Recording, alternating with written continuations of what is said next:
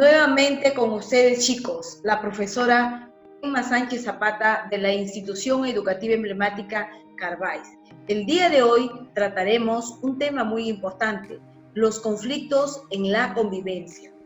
Este tema responde a la semana 13 de la plataforma virtual Aprendo en Casa, de primero de secundaria del área de desarrollo personal, ciudadanía y cívica. Aquí en este tema tenemos dos actividades a realizar. La primera, analizamos e identificamos el concepto y los elementos que constituyen el conflicto en la convivencia. Y la segunda, formulamos recomendaciones para enfrentar de manera pacífica los conflictos.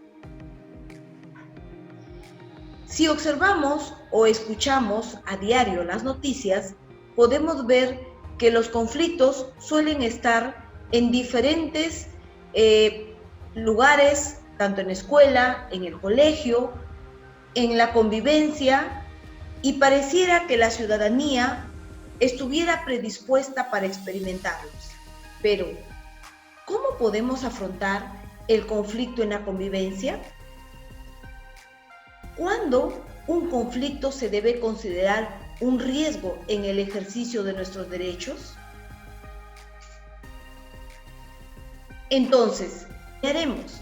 En primer lugar, debes haber leído en casa las lecturas enviadas, como también las actividades.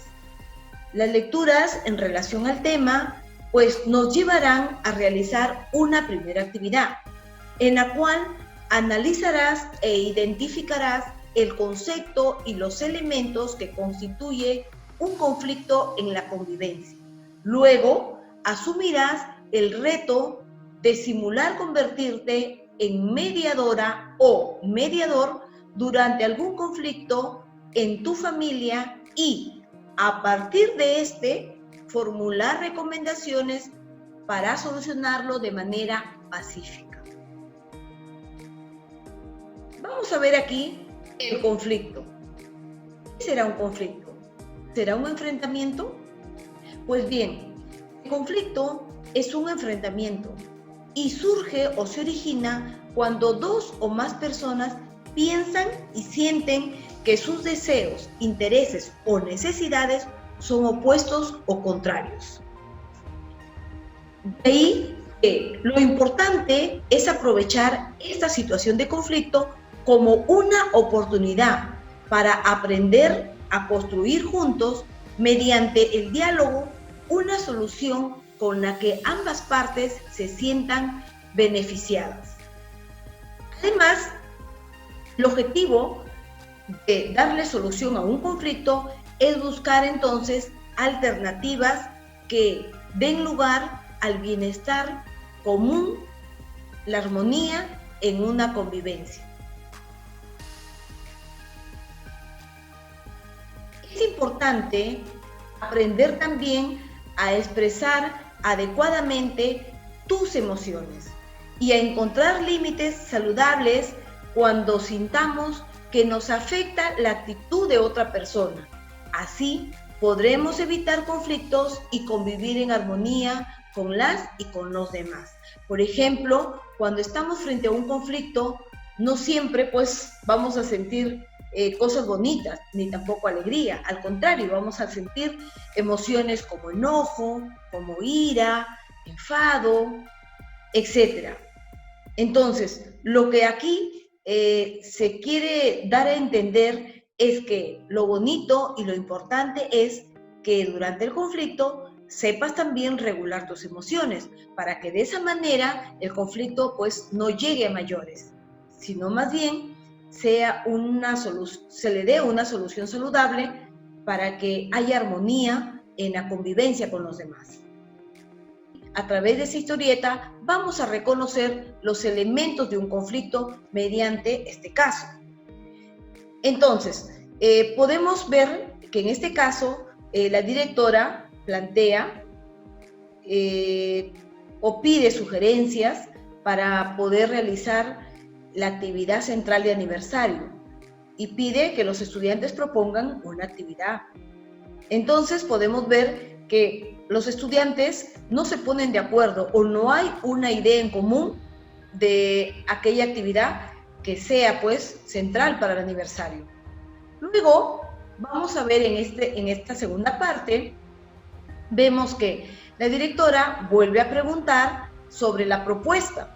Sin embargo, todavía podemos ver que los estudiantes difieren en sus ideas.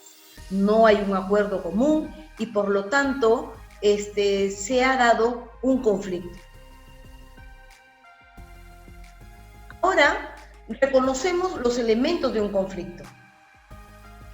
Tenemos que los elementos de un conflicto son 3: personas, proceso y problema.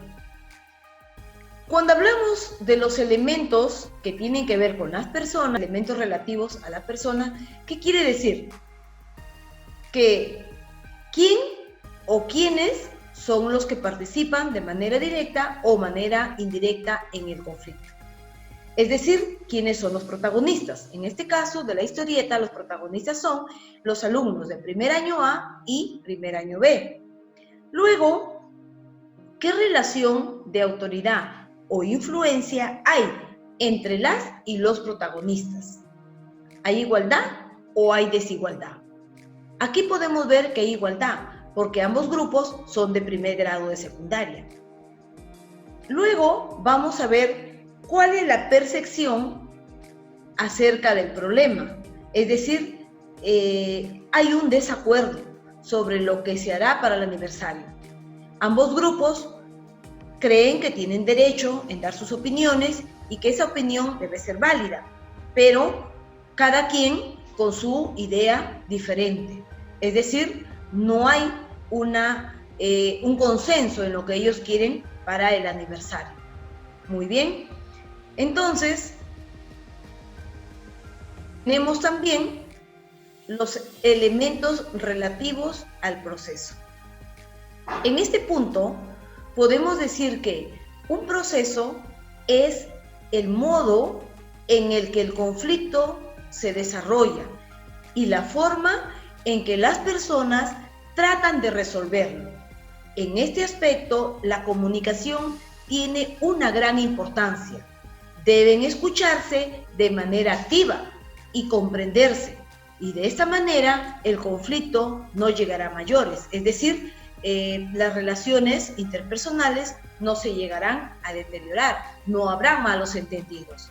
Por lo tanto, analizar el proceso es prioritario para abordar el conflicto de la mejor manera posible, ya que así entendemos cómo comenzó el problema, qué situaciones se fueron dando, qué situaciones y qué tipos de estrategias se han abordado hasta ahora para resolverlo.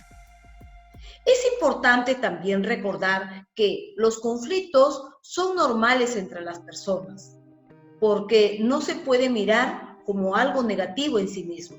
De hecho, el conflicto tiene también aspectos positivos, como por ejemplo, nos da la oportunidad de escuchar otros puntos de vista y cuestionar lo que pensamos. Además, evita que nos quedemos pasivos o pasivas y estimula el interés y la curiosidad. También ayuda a mejorar nuestra forma de actuar, tanto de manera individual como en grupo. Entonces podemos ver que es la raíz del cambio personal y social. Ayuda también a aprender nuevos y mejores modos de responder a los problemas, a conocernos y a relacionarnos mejor. Entonces, podemos reconocer un conflicto por sus elementos visibles, por ejemplo, el lenguaje verbal y no verbal, acciones y comportamientos, y por sus elementos no visibles, pensamientos, sentimientos, valores, necesidades, etc. Luego, tenemos aquí los diferentes estilos y comportamientos en un conflicto. Por ejemplo, estilos. El ganar-ganar, con su comportamiento en el cual se busca satisfacer los intereses de ambos, es decir, lo mejor para ti y lo mejor para mí. Otro estilo es el transar. Quiere decir que se va a buscar el equilibrio, la satisfacción de los intereses de ambos. Quiere decir que ambas partes ganemos algo. También tenemos otro estilo, como el ganar-perder. Quiere decir buscar satisfacer sus intereses sin tomar en cuenta la otra parte, y que aquí muchas veces nosotros caemos en esto.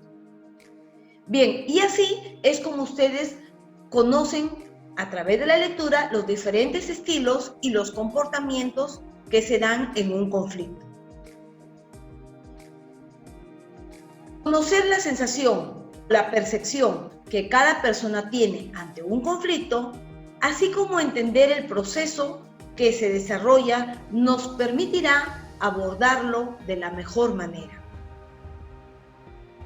Aquí te presento un caso para reflexionar. Miremos el título, leamos. ¿Todos para uno y unos para todos? En esta lectura vamos a ver lo siguiente. Ramiro, Ana y Sergio son 3 estudiantes que forman un equipo para desarrollar el trabajo que dejó la profesora de comunicación. Todos los días, Ramiro y Ana se reúnen puntualmente para avanzar con el trabajo. Sergio suele llegar tarde a las reuniones y a veces no llega por estar entrenando con el equipo de fútbol. Ramiro y Ana están muy molestos con él porque sienten que no se ha comprometido lo suficiente con esta tarea. Por lo tanto, han decidido sacarlo del grupo. El día anterior a la exposición, le comunican a Sergio su decisión y él se molesta con ellos y entonces les dice que no les entregará el material que le corresponde. Les explica que sus tardanzas y ausencias no fueron continuas y que él sí colaboró en la medida de sus posibilidades. Ahora se ven perjudicados, todos sus esfuerzos no serán recompensados y seguramente sus calificaciones se verán también afectadas. Entonces, en base a este caso, vamos a ver los elementos relativos al problema. Entonces, para analizar un problema es importante descubrir cuál es el meollo del conflicto, lo que le preocupa a cada quien y qué propone para resolverlo.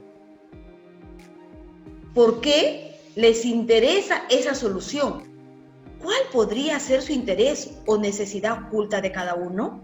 Pues según la lectura podemos ver que Ramiro y Ana pues querían hacer su trabajo porque de hecho querían buenas calificaciones, mientras que Sergio tenía un interés en particular. Él quería pues estar en el equipo de fútbol, posiblemente entrenando, quería ganar de repente alguna competencia y ese era pues un interés de parte de él. Ahora, ¿había entendimiento en los intereses de cada parte? Al parecer no había un consenso, no habían discutido ni pensado cómo solucionar este conflicto.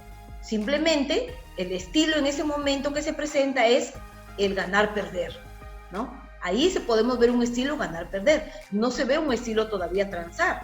Entonces, es importante también tener en cuenta cuáles son las necesidades mínimas con las que se podría conformarse cada una de las partes si se logra negociar. Lo ideal aquí es que por lo menos adopten un estilo ganar-ganar. Quiere decir que ambas partes van a tener una ganancia, ¿no? Tanto para ti como tanto para mí. Entonces ahí debió buscarse la forma saludable de darle resolución pues a este conflicto. Bien,